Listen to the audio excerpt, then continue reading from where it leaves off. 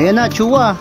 Ready mo na yung pangklak mo. Mga Kagwaps TV, halina kayo. Malulupet na kalapati ay silipin ninyo. So yo, hello, what's up sa inyo mga Kagwaps? Isang maganda at mapagpalang araw para sa ating lahat.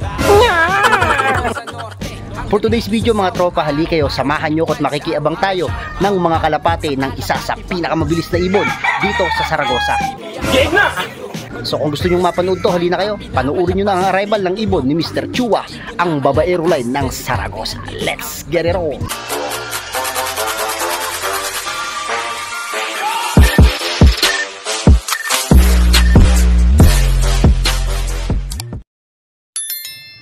Yun, magandang araw sa inyo mga Kagwaps at welcome back dito sa Gwaps TV Official. For today's video natin ngayon mga tropa, lilibot at makikiabang tayo sa isang tropang kalapatids. Pero bago yan mga Kagwaps, dito muna tayo sa loop ni Pakito at silipin natin yung kondisyon nila mga Kagwaps. Silipin na rin natin mga tropa yung ating mga breeders na ipiniprepare para sa North Derby Race. So titingnan natin kung pwede ba tayong magsabay ng suksok sa North Derby Race at sa South Derby Race mga tropa. Syempre kung meron tayo mga magagaling na ibon, piliin natin mga tropa, at bala ko din kasi na magdala sa OLR mga Kagwaps. So meron tayong mga prospect dito, may mga breeders din tayo rito na pwede nating subukan. So malay natin, di ba? Pagdating siguro ng Alegria OLR, baka sakali manalo rin sana tayo mga tropa. Wala din namang masama mga Kagwaps kung susubok tayo, di ba? Wala rin namang masama kung mangangarap tayo.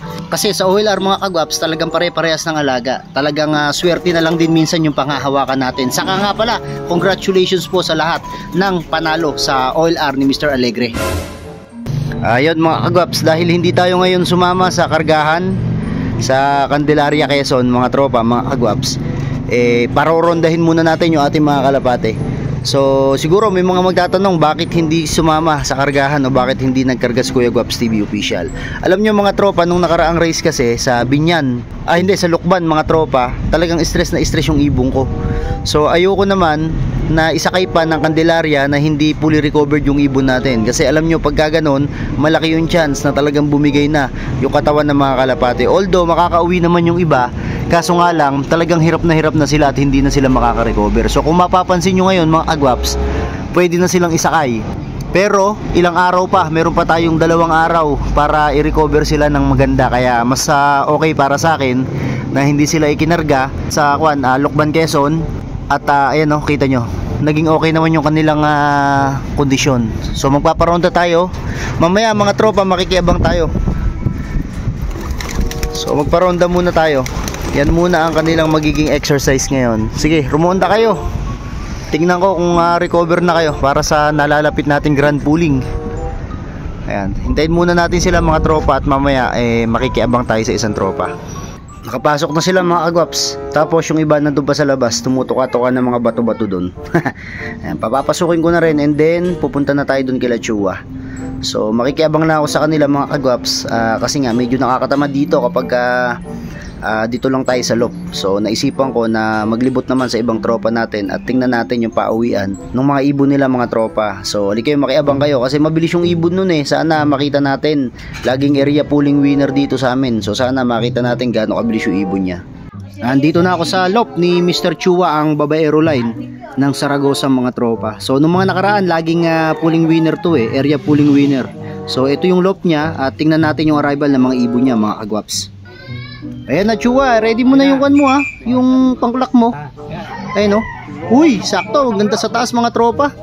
Sa taas pala yung dapo. Ayun mukhang maamoy ibon mga Kagwaps. Ayan bilis yatang papasukin. Hindi yata naka-sticker mga Kagwaps. Pinaglalaroan pa ni Chua boy, ayaw pang papasukin. Ayun maamoy yata ibon mga tropa. Nabulabog lang kay Chua. Ayun bilis pumasok niyan. Oops. Shoot, and then papasukin na mga tropa, tapos kaklak na. Ayan, red bar, merong bumubulusok na red bar. Tingnan natin to mga Kagwaps, merong red bar na bumubulusok dito. Ayan may kasama pa yata mga tropa. Mukhang nagsabay-sabay, may kulay puti pang kasama Ayan puro dagit pa. Ayan, dalawa. Ito yung nakapuling mo, blue bar. May dagit ka pang puti. Ay, pagkaamo nung ibon mo Chua. Maamo yan. Tambay-tambay. Kaamo. Puti na, Ang ula eh. Ayun, oh. Ano? Dagit. Alas sisig eh. Ganda pa rin. Nagbukid, Chua. Nagbukid. Tumukod. Ayan, hintayin natin makapasok mga kagwaps. Sinali daw to ni Chua. Ito yata yung nakapuling niya. Pangapat nang dumating mga kagwaps. Meron pang mas mabilis kanina. Yung unang dumating and then meron pang dalawa. Tapos ito nga isa niya na to mga tropa. Yung kinaklak niya na yan. Eh dumapo pa sa bukid. So tingnan natin kung ano yung magiging result ng pulling nitong si Mr. Chua Boy. Ayan Chua, meron pang isa. Yun no. Swabing-swabe yung dive mga kagwaps. Oops. Sakto sa taas napakaamo Papasukin mo na. Hindi rin yata nakapuling yan Kaaga na kompleto nitong si Chua Boy. Ayan, papapasukin na lang mga kagwaps. Tapos na yung abangan dito. Grabe, hindi man lang pinagtagal. Ayan, pagkatapos dito, uuwi na rin tayo sa bahay mga kagwaps. Ayan mga kalapatids, mga kagwaps. So nakauwi na tayo rito sa ating loft. At nakita ko na naman si Speed. So hanggang ngayon naman mukhang kilala niya pa ako mga tropa. So itong si Speed anak to ng 5th overall. At maganda rin yung naglilipad sa amin nito ng Norte. Kaso nga lang hindi ko kasi siya magamit dito mga kalapatids. At hindi mabatcher dito sa atin. Kaya nandyan siya sa istakan mga tropa.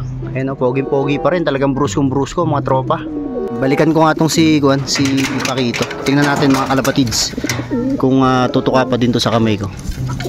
Ayan, okay pa din mga tropa. Ayan, sa mga kalapatids natin na mga street racer, papaalala ko yung tip sa inyo. Kapag gusto nyo po na bumilis pumasok yung kalapati nyo at umamo, so ganito po yung gawin nyo. Umaga at hapon magpatuka po kayo.